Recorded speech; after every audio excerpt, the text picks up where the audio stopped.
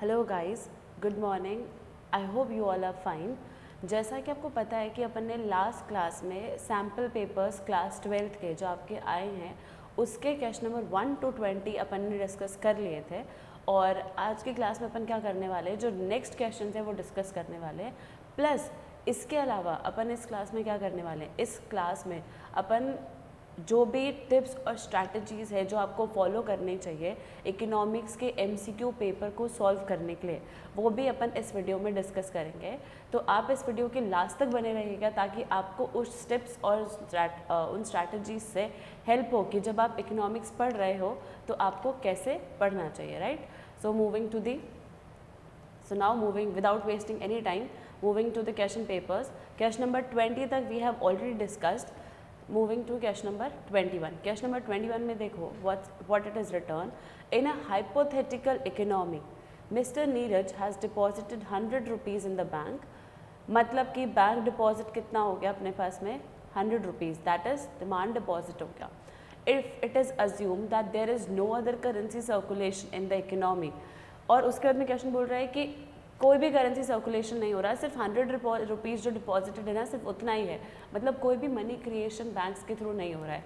तो ये बोल रहे हैं find the total money supply. So if you remember total money supply M1 का फॉर्मूला होता है cash plus demand deposits plus other deposits. So we can see कि मनी में इकोनॉमी में कोई भी पैसा नहीं है.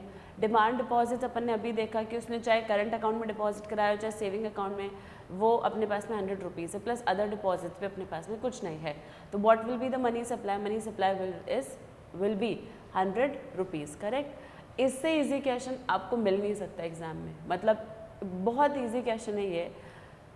मूविंग टू क्वेश्चन नंबर 22, देखो क्या लिखा है. Since independence India has witnessed a considerable fall in the infant mortality rate in India. Identify which of the following may not be one of the reasons for the fall in the infant mortality rate. तो ये बोल रहा है कि India में अपन को ये पता है कि जो इन्फेंट मोर्टेलिटी रेट है वो क्या हो रहा है, रिड्यूस हो रहा है. तो ये बोल रहा है कौन सा रीज़न नहीं है जिससे, मतलब कौन सा इनमें से रीज़न नहीं है जिससे इन्फेंट मोर्टेलिटी रेट रिड्यूस नहीं होगा. हेल्थ, तो गाइज आप ऑप्शन देखिएगा. अगर हेल्थ फैसिलिटी इम्प्रूव होगी तो इन्फेंट मोर्टेलिटी रेट जो है वो क्या होगा, कम होगा. अगर लोगों का एजुकेशन स्टैंडर्ड बढ़ेगा तो भी इन्फेंट मोर्टेलिटी रेट रिड्यूस होगा. Fall in the living standard of the population of the nation over the years. Living standard बढ़ने से इन्फेंट मोर्टेलिटी रेट का कोई भी रिलेशन नहीं है. अभी तक ऐसा लग रहा है कि जो सी ऑप्शन है वो इसका आंसर होना चाहिए. और लास्ट लिखा है टेक्नोलॉजिकल एक्सपेंशन. अगर आप टेक्नोलॉजी वाइज अच्छे हो जाओगे तो आप इन्फेंट मोर्टेलिटी रेट को क्या कर पाओगे, कम कर पाओगे. तो आंसर वुड बी सी कि लिविंग स्टैंडर्ड बढ़ने से जो इन्फेंट मोर्टेलिटी रेट है वो रिड्यूस नहीं होगा, right. Moving to question number 23. Read the following statements carefully and choose the correct alternatives given below. Subsidies do not add any burden on the financial health of the nation. Subsidies do add burden. Subsidies से government का expenditure होता ही है, government पे burden create होता है, क्योंकि जो चीज़ 100 rupees की होनी चाहिए गवर्नमेंट आपको वही चीज़ सब्सिडीज़ के केस में से फॉर एग्जांपल 60 रुपीज़ में दे रही है, तो 40 रुपीज़ का बर्डन कौन बियर कर रहा है, गवर्नमेंट ही तो बियर कर रही है. तो स्टेटमेंट 1 जो है वो तो अपन को प्रूव हो गया, वो फॉल्स है. स्टेटमेंट 2 रीड करते हैं क्या है. Complete removal of subsidies may violate the aim of equitable distribution of income. मतलब अगर गवर्नमेंट ने सब्सिडीज़ को हटा दिया, अगर गवर्नमेंट ने क्या किया, सब्सिडीज़ को 100% रिमूव कर दिया, तो उससे इक्विटेबल डिस्ट्रीब्यूशन ऑफ इनकम वाला जो स्टेटमेंट है गवर्नमेंट का वो क्या हो जाएगा, फेल हो जाएगा. इफ़ यू रिमेंबर अपन ने स्टार्टिंग में पढ़ा था रीडिस्ट्रीब्यूशन ऑफ इनकम और रीडिस्ट्रीब्यूशन ऑफ वेल्थ बजट के ऑब्जेक्टिव्स में, और एमसीक्यू में भी आपके सैम्पल पेपर में भी अपन ने क्वेश्चन किया था, जहां मैंने आपको बताया था कि रीडिस्ट्रीब्यूशन ऑफ इनकम में गवर्नमेंट के 2 ऑब्जेक्टिव्स है, टैक्सेस देना और सब्सिडीज़ देना. तो अगर गवर्नमेंट इक्विटेबल डिस्ट्रीब्यूशन में सब्सिडीज़ को, अगर गवर्नमेंट सब्सिडीज़ को हटा देती है तो इससे इक्विटेबल डिस्ट्रीब्यूशन गवर्नमेंट का जो ऑब्जेक्टिव है वो अचीव नहीं हो पाएगा, ठीक है. तो स्टेटमेंट 2 जो है वो ट्रू है कि सब्सिडीज हटा दोगे इक्विटेबल डिस्ट्रीब्यूशन नहीं होगा, बट स्टेटमेंट 2 जो है 1 जो है वो क्या है, फॉल्स है. तो answer would be D, statement 2 is true and statement 1 is false, right. Moving to the next. Prior to India's independence the stagnation in the agriculture sector was mainly caused by. Stagnation मतलब कि एकदम स्थिर बोलते हैं ना जिसको, stillness हो गया है, कोई चेंजेस ही नहीं हो रहा। तो इंडियन इंडिपेंडेंस से पहले स्टेग्नेशन एग्रीकल्चर सेक्टर में क्यों था? टेक्नोलॉजी में इन्वेस्टमेंट होगा तो अपग्रेडेशन होगा, स्टेग्नेशन नहीं होगा। एग्रीकल्चर फैसिलिटीज़ में इन्वेस्टमेंट होगा तो भी अपग्रेडेशन होगा, स्टेग्नेशन नहीं होगा। इंफ्रास्ट्रक्चर फैसिलिटी बढ़ेगी तब भी स्टेग्नेशन नहीं होगा, अपग्रेडेशन होगा। तो इन तीनों ही केसेस में तो क्या होता है?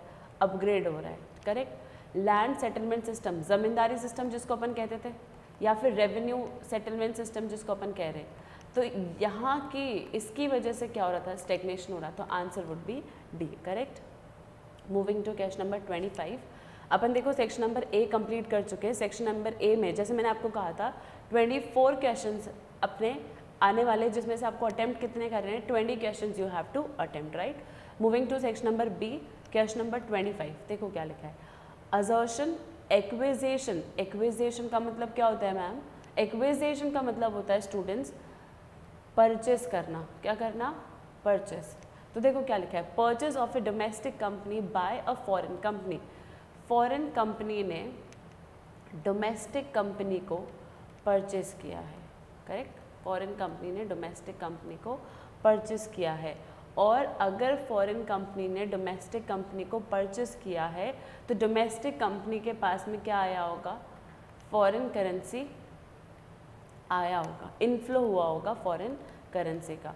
तो अपन को ये पता है कि जब भी कोई इनफ्लो होता है, और आपको ये पता है कि जब भी कोई इनफ्लो होता है या अगर कोई भी रिसीव्ड होता है तो उसको अपन कहाँ शो करते हैं? उसको अपन शो करते हैं बैलेंस ऑफ पेमेंट के क्रेडिट साइड में। कहाँ शो करते हैं? बैलेंस ऑफ पेमेंट के क्रेडिट साइड में। तो इन्होंने देखो क्या बोला, acquisition purchase of a domestic company by a foreign company will be recorded on the credit side of BOP. Correct है असर्शन। तो reason, it leads to outflow. बिल्कुल भी नहीं। अभी अपन ने पढ़ा कि अगर डोमेस्टिक कंपनी को खरीदा जा रहा है बाहर वाली कंपनी के थ्रू, फॉरेन कंपनी के थ्रू, तो फॉरेन कंपनी डोमेस्टिक कंपनी को पैसे देगी। इसका मतलब कि क्या होगा? आउटफ्लो नहीं होगा। इसका मतलब क्या होगा? इनफ्लो होगा। इसका मतलब क्या होगा? इनफ्लो। तो इसका मतलब कि असर्शन क्या है? ट्रू है, बट रीज़न जो है उसका वो क्या है? फॉल्स है। तो 25th का आंसर वुड बी सी, ठीक है। Question number 26, suppose in an economy initial deposit of 400 leads to the creation of total deposits worth 4000। मतलब आपका इनिशियल डिपॉजिट कितना था? 400 का, और आपके पास जो अभी टोटल डिपॉजिट्स आपने क्रिएट कर लिए वो कितने कर लिए? 4000 कर लिए। तो ये बोल रहा है under the given situation the value of reserve requirement would be. कितना रिजर्व अपन को रिक्वायर्ड है तो वो अपन को बताना है। तो you can see it's 1/10, that is 0.0, that is 0.1, ठीक है। तो आंसर क्या हो जाएगा इसका? C, the value of the reserve requirements. Moving to question number 27, देखो क्या लिखा है, assertion major policy initiatives land reform and green revolution helped India to become self sufficient in the food grain production. Definitely आपको पता है green revolution से क्या हुआ था, इंडिया में जो HYV सीड्स है, जो फर्टिलाइज़र है, जो इंसेक्टिसाइड्स पेस्टिसाइड्स यूज़ कर रहे थे, उसका यूज़ जो है वो काफ़ी बढ़ गया था, जिसकी वजह से अल्टीमेटली क्या हो रहा था, जो एग्रीकल्चर क्रॉप्स है वो ज़्यादा ग्रो हो रही थी। आपको वेट नहीं करना पड़ रहा था 2 क्रॉप्स को ग्रो करने के लिए, करेक्ट। तो ये सारी चीज़ें हो रही थी, मतलब कि लैंड रिफॉर्म्स और ग्रीन रिवोल्यूशन से इंडिया क्या हो गया था? सेल्फ सफिशिएंट हो गया था। मतलब कि असर्शन क्या है? ट्रू है, करेक्ट। रीजन में देखो क्या लिखा है, the proportion of people depending on agriculture did not decline as expected after the green revolution.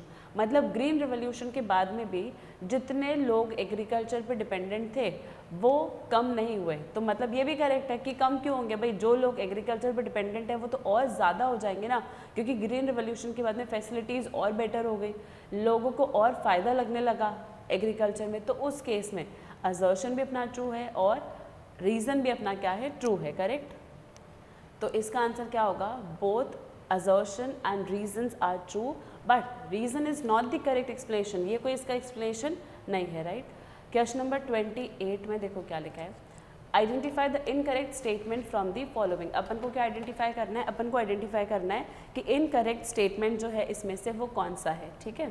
तो देखो सबसे पहली बात कि ये जो क्वेश्चन नंबर 28 है इसमें डाइवर्सिफिकेशन लिखा है। डाइवर्सिफिकेशन का मतलब होता क्या है? डाइवर्सिफिकेशन का मतलब होता है कि अपने पास में जो फार्म रिसोर्सेज है, अलोकेशन और आई कैन से री allocation of farms productive resources, मतलब कि आपके पास में जितने भी रिसोर्सेज पड़े हैं उनको क्या करना, री अलोकेट करना। कहाँ री अलोकेट करोगे आप इसको, आपको इसको री अलोकेट करना रहेगा किस में, into the non farm activities. Non farm activities में आप क्या करो, इसको यूटिलाइज़ करो।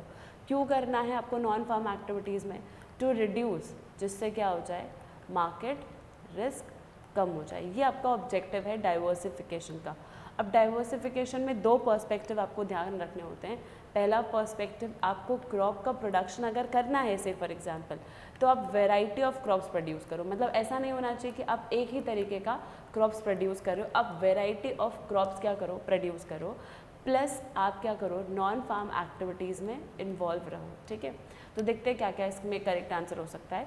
Diversification in agriculture sector provide sustainable livelihood rural population, नहीं, ये अभी तक अपन ने डिस्कस नहीं किया। Diversification includes changes in cropping pattern, shift of workforce from agriculture to other allied activities on non agriculture sector. तो अगर आप देखोगे अपन को कौन सा स्टेटमेंट आइडेंटिफाई करना है, इनकरेक्ट स्टेटमेंट आइडेंटिफाई करना है, तो वहाँ पे से अपन डिस्कस कर लेते हैं। ऑप्शन ए में इनकरेक्ट स्टेटमेंट में क्या बोला हुआ है, diversification in agriculture sector provide sustainable livelihood rural population. Of course, क्योंकि डाइवर्सिफिकेशन से अपन क्या कर रहे थे, रिसोर्सेज को क्या कर रहे थे, रीअलोकेट कर रहे थे। तो ऑब्वियस सी बात है कि जो रूरल पॉपुलेशन का जो लाइवलीहुड है वो क्या होगा, बढ़ेगा। मतलब वो लोग ज़्यादा अर्न कर पाएंगे, क्योंकि वो सिर्फ फार्मिंग एक्टिविटीज़ में इन्वॉल्व नहीं है, वो नॉन फार्मिंग एक्टिविटीज़ में भी इन्वॉल्व है। ठीक है, तो इनकरेक्ट स्टेटमेंट आइडेंटिफाई करना है, उसके हिसाब से ए जो है वो क्या है, करेक्ट स्टेटमेंट है। ठीक है, बी में क्या लिखा है, diversification includes cropping pattern change करना। ये अपन ने अभी देखा कि सिंगल क्रॉप ना करके वैरायटी ऑफ क्रॉप्स प्रोड्यूस करना, एग्रीकल्चर से नॉन एग्रीकल्चर सेक्टर पे मूव करना, ये भी डाइवर्सिफिकेशन का ऑब्जेक्टिव था। तो ए और बी तो दोनों करेक्ट स्टेटमेंट है। Objective of investment in new agriculture avenues increases financial risk. अपन ने अभी देखा, अपन जब नए सेक्टर्स में क्या कर रहे हैं, इन्वेस्टमेंट कर रहे हैं, तो मार्केट रिस्क कम हो रहा है, बढ़ नहीं रहा है। तो अभी तक ये लग रहा है कि ये वाला जो ऑप्शन है वो क्या है, इनकरेक्ट है। Moving to the last point, diversification reduces the proportion of unemployed proportion in the rural areas. Obvious सी बात है कि अगर आप डाइवर्सिफिकेशन से क्या कर रहे हो, प्रोडक्शन को सिंगल क्रॉप से मल्टी क्रॉप कर रहे हो, नॉन फार्म एक्टिविटीज़ में इन्वॉल्व हो रहे हैं, तो जो आपका एम्प्लॉयमेंट है वो क्या होगा, बढ़ेगा, और जो अनएम्प्लॉयमेंट है वो क्या हो जाएगा, कम हो जाएगा। तो इसका इनकरेक्ट स्टेटमेंट क्या होगा, सी, क्योंकि डाइवर्सिफिकेशन में इन्वेस्टमेंट करने से मार्केट रिस्क कम होता है, मार्केट रिस्क बढ़ता नहीं है। तो 28 का आंसर वुड बी सी। ठीक है, moving to question number 29, assertion, human capital treats human being as a means to an end और increase in productive. Assertion true है कि ह्यूमन कैपिटल क्या करता है, प्रोडक्टिविटी को बढ़ाता है, तो बिल्कुल सही बात है। Human capital formation decreases by way of investment, मतलब ये बोल रहा है अगर आपने एजुकेशन और हेल्थ सेक्टर में इम्प्रूवमेंट किया तो उस केस में आपका जो ह्यूमन कैपिटल फॉर्मेशन है वो डिक्रीज हो जाएगा। क्या, बिल्कुल गलत स्टेटमेंट है। एजुकेशन और हेल्थ में इन्वेस्टमेंट करने से तो ह्यूमन कैपिटल क्या होगा, बढ़ेगा ना। तो रीज़न क्या है, फॉल्स है मतलब, और असर्शन क्या है, ट्रू है। ठीक है, तो answer would be C, assertion is true but reason is false. ठीक है, क्वेश्चन नंबर 30, ये अपन ने पोवर्टी वाले चैप्टर में पढ़ा था।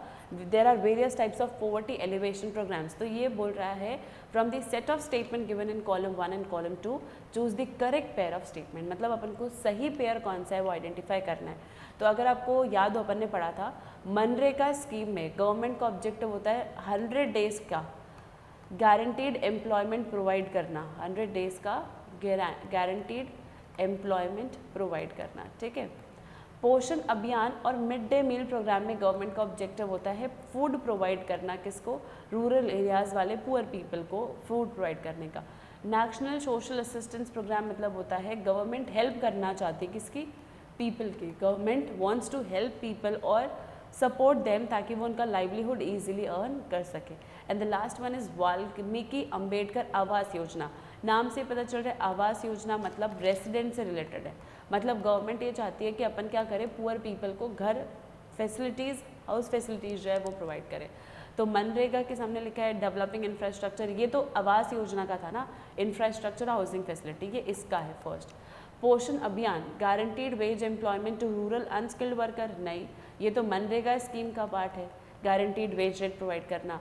National social assistance programme helping specific group और elderly people by giving them pensions, ये अपन ने अभी पढ़ा, ये इसका करेक्ट आंसर है।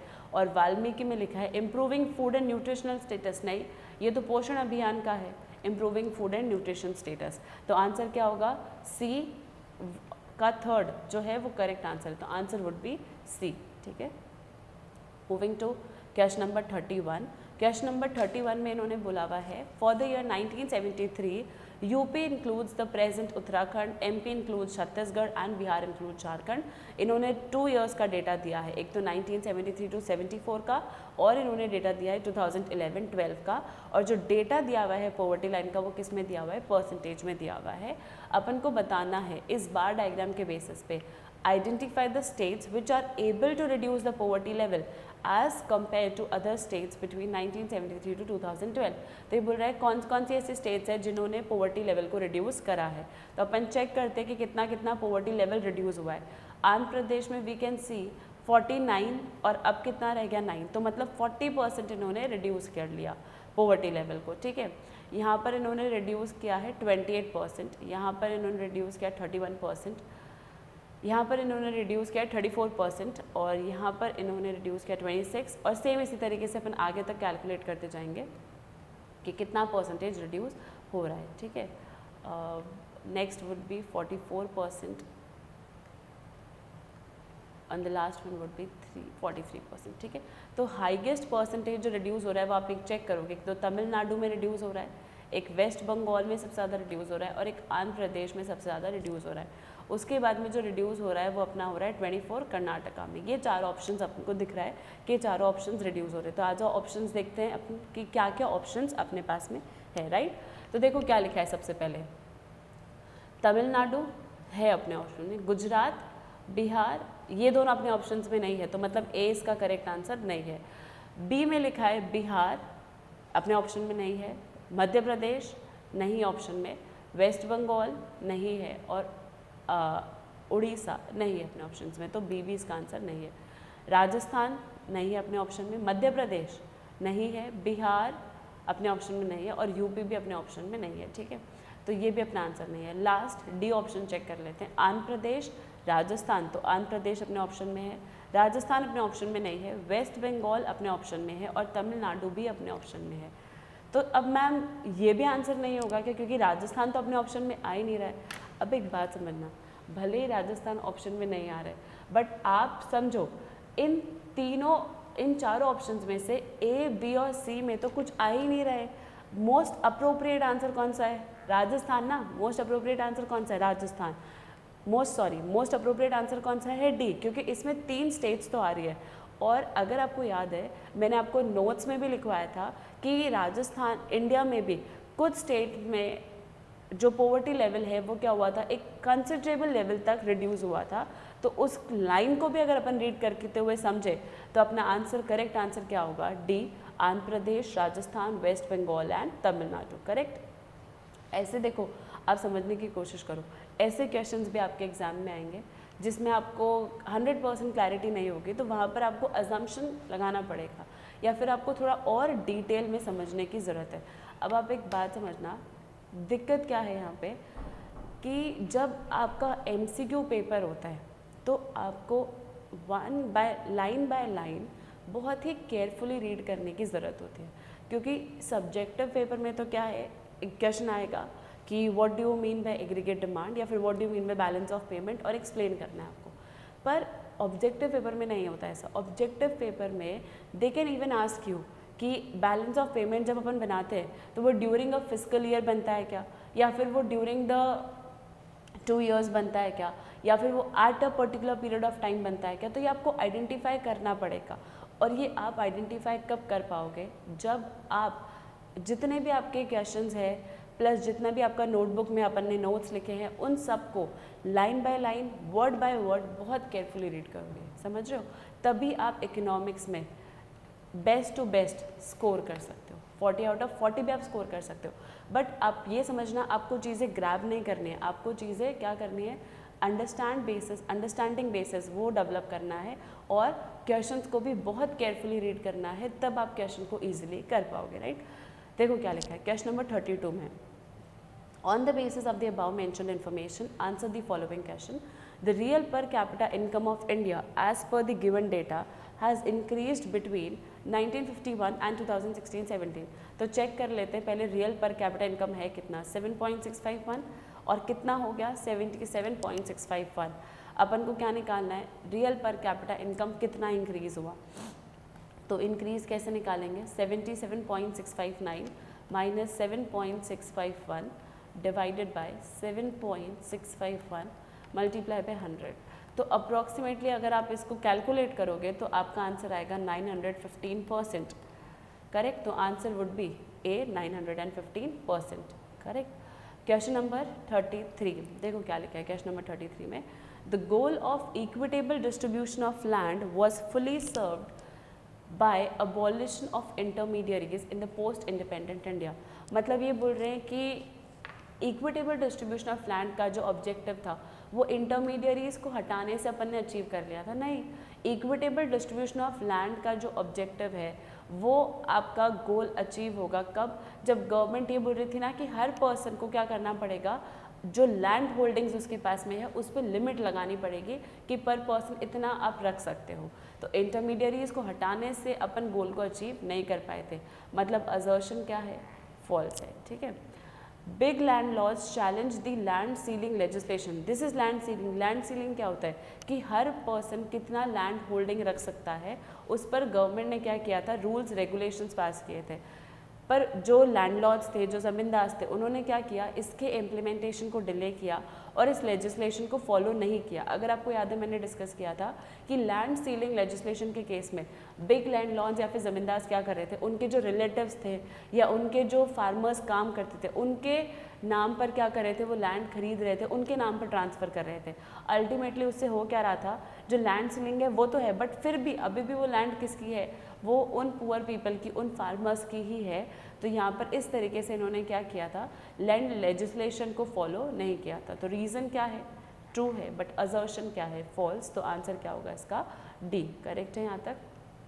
मूविंग टू क्वेश्चन नंबर 34, आप देखिए question number 34, read the following statements carefully and choose the correct alternatives given below. Statement 1, the emergence of self help group ensured the reduction on in the issuers, नहीं है ये है issuers, ठीक है, ये क्या है, इशूअर्स है। Emergence of self help group ensured the reduction in the issuers of the formal credit system. तो मैम पहले तो आप हमको ये एक्सप्लेन करो कि what is self help group. Self help group का मतलब होता है the number of people come together, साथ में आते हैं to solve a common problem. मतलब नंबर ऑफ पीपल या पर्सन्स कम टुगेदर, साथ में आ रहे हैं, क्यों आ रहे हैं, to solve a common problem, that is known as, मतलब इस ऑब्जेक्टिव के लिए क्या बनाया जाता है, सेल्फ हेल्प ग्रुप बनाया जाता है, ठीक है। तो सबसे पहले लिखा है emergence of self help group ensure the reduction in the issuers of the formal credit system. Obvious सी बात है, जब सेल्फ हेल्प ग्रुप बनाए जाएंगे तो लोगों को बैंक्स के पास में, लोगों को NBFCs के पास में, दूसरे फाइनेंशियल इंस्टीट्यूशंस के पास में नहीं जाना पड़ेगा क्रेडिट के लिए। वो आपस में भी एक दूसरे से क्रेडिट ले सकते हैं इन एन इनफॉर्मल वे। और ये जो सेल्फ हेल्प ग्रुप है ये एक इनफॉर्मल वे ही है, करेक्ट है क्या। तो इससे क्या फॉर्मल क्रेडिट सिस्टम अपना रिड्यूस हो गया था क्या सेल्फ हेल्प ग्रुप से, तो बिल्कुल अपना जो फॉर्मल क्रेडिट सिस्टम है वो क्या हो गया था, रिड्यूस हो गया। तो स्टेटमेंट 1 क्या है, ट्रू है। Statement 2, the borrowing from self-help group mainly confined to the consumption purpose by its members, correct। self-help group का जनरली जो borrowing होता था वो किसके लिए होता था, वो होता था consumption purpose के लिए, मतलब कि both the statements are true, ठीक है। moving to question number 35, statement 1, the value of money multiplier is determined by the reserve ratio prevailing in the monetary system। बिल्कुल money multiplier अपन कैसे निकालते हैं, 1 upon reserve ratio, ठीक है। तो money multiplier का जो वैल्यू है वो कैसे डिटरमाइन किया जाता है, रिजर्व रेशियो से। Statement 1 is true. Statement 2, the process of credit creation directly relates to the value of reserve ratio. ये रहा, the process of credit creation does not directly relates to, it indirectly relates to the value of reserve ratio. किससे relate कर रहा है? ये indirectly relate करता है, ठीक है। तो स्टेटमेंट 2 फॉल्स है, बट स्टेटमेंट 1 क्या है? ट्रू है। तो देखो यहाँ पर क्वेश्चन नंबर 36 में क्या लिखा है? Arrange the following event in the correct chronological order. तो अपन ने ये सारी चीज़ें डिस्कस करके, the year of great divide कौन से ईयर में था? 1921 में। ईयर ऑफ ग्रेट डिवाइड क्या होता है? 1921 से पहले, इसको क्यों ईयर ऑफ ग्रेट डिवाइड बोलते हैं? 1921 से इंडिया का जो पॉपुलेशन है वो क्या हो रहा था? कभी इंक्रीज हो रहा था, कभी इंक्रीज हो रहा था, और कभी क्या हो रहा था? डिक्रीज हो रहा था। बट आफ्टर 1921 इंडिया का जो पॉपुलेशन है वो कॉन्स्टेंटली क्या हो रहा है? इंक्रीज होता जा रहा है। तो इसीलिए 1921 को क्या बोलते हैं अपन? ईयर ऑफ ग्रेट डिवाइड बोलते हैं। टिस्को का स्टेब्लिशमेंट हुआ था 1907 में जमशेदपुर में, ये भी अपन ने नोट्स में लिखा था, ठीक है। रेलवेज कब इंट्रोड्यूस किए गए थे ब्रिटिशर्स के थ्रू? 1850 में। ये भी अपन ने डिस्कस किया था कि रेलवे ने ब्रिटिशर्स ने जो रेलवे डेवलप किए थे वो इंडिया के बेटरमेंट के लिए नहीं किए थे, ये इन्होंने डेवलप किए थे खुद के बेटरमेंट के लिए, ताकि वो क्या कर सके? इजीली ट्रांसपोर्टेशन गुड्स का कर सके। इसलिए उन्होंने ये रेलवेज जो है वो इंट्रोड्यूस करे थे, और यही सबसे इम्पोर्टेंट कंट्रीब्यूशन है ब्रिटिशर्स का। कहाँ पर? इंडिया में। ओपनिंग ऑफ सूज कैनाल 1869 में, ये भी उन्होंने क्यों ओपन किया था? ताकि वो इंडिया के गुड्स इजीली अपनी कंट्री में लेके जा सके, और उनका जो कॉस्ट ऑफ ट्रांसपोर्टेशन आएगा अपनी कंट्री में ले जाने का, वो क्या आएगा? सबसे कम आएगा। इसलिए इन्होंने ये सूज कैनाल जो है 1869 में बनाया था, ओपन किया था। तो बेसिकली आंसर क्या होगा इसका? Series 3, 4, 2 and 1। The answer would be D, 3, 4, 2, 1, ठीक है। Moving to question number 37। देखो क्या लिखा है? असर्शन और रीजंस अपन को पढ़ने हैं। असर्शन में अपने पास में लिखा है trade off invisible items between the two nations is a part of capital account of BOP. समझना, ट्रेड ऑफ इनविजिबल आइटम दो होता है ट्रेड। एक तो होता है ट्रेड ऑफ विजिबल आइटम्स, जिसको अपन बोलते हैं गुड्स, जो कहाँ आता है? करंट अकाउंट में आता है। और सेम इसी तरीके से जो आपका ट्रेड हो रहा है इनविजिबल आइटम्स का, जिसको अपन बोलते हैं ट्रेड ऑफ सर्विसेज, वो भी कहाँ आता है? करंट अकाउंट में आता है। मतलब ट्रेड ऑफ विजिबल्स हो या फिर ट्रेड ऑफ इनविजिबल्स हो, दोनों ही कहाँ आता है? अपने करंट अकाउंट में आता है। कैपिटल अकाउंट में इसमें से कुछ भी नहीं आता। तो असर्शन ए जो है वो क्या है? फॉल्स है। रीजन इन्होंने बोला है transaction that affect the asset liability status of a country in relation to the rest of the world are known as capital account transaction. बिल्कुल करेक्ट बात है। जो चीज़ें एसेट लायबिलिटी को अफेक्ट करती है उसको अपन क्या बोलते हैं?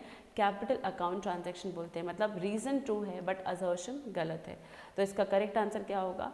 Assertion A is false but reason R is true, ठीक है। क्वेश्चन नंबर 38 बहुत ईजी है। मतलब ये तो आप ऐसा मान लो कि आपको फ्री के मार्क्स दिए जा रहे हैं इसमें, है ना, फ्री मार्क्स है आपके लिए। तो देखो क्या लिखा है? Demand deposits include, demand deposits में क्या क्या आएगा? सेविंग अकाउंट आएगा और करंट अकाउंट आएगा, ये अपन ने पढ़ा है। क्योंकि जो फिक्स डिपॉजिट का पैसा है वो आप कभी भी नहीं निकाल सकते।